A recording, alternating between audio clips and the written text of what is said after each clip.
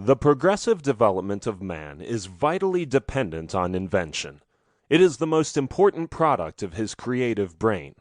Its ultimate purpose is the complete mastery of mind over the material world, the harnessing of the forces of nature to human needs.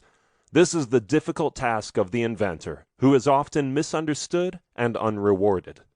But he finds ample compensation in the pleasing exercises of his powers, and in the knowledge of being one of that exceptionally privileged class without whom the race would have long ago perished in the bitter struggle against pitiless elements. Speaking for myself, I have already had more than my full measure of this exquisite enjoyment, so much that for many years my life was little short of continuous rapture. I am credited with being one of the hardest workers, and perhaps I am, if thought is the equivalent of labor, for I have devoted to it almost all of my waking hours. But if work is interpreted to be a definite performance in a specified time according to a rigid rule, then I may be the worst of idlers.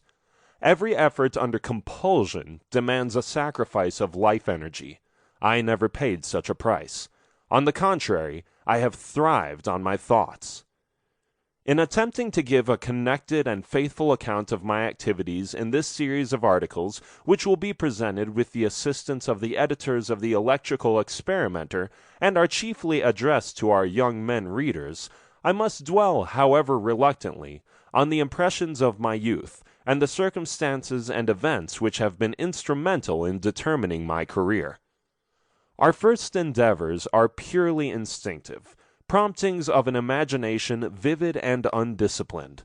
As we grow older, reason asserts itself, and we become more and more systematic and designing.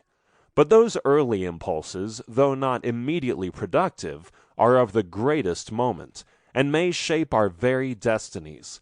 Indeed, I feel now that had I understood and cultivated instead of suppressing them, I would have added substantial value to my bequest to the world. But not until I had attained manhood did I realize that I was an inventor. This was due to a number of causes. In the first place, I had a brother who was gifted to an extraordinary degree, one of those rare phenomena of mentality which biological investigation has failed to explain.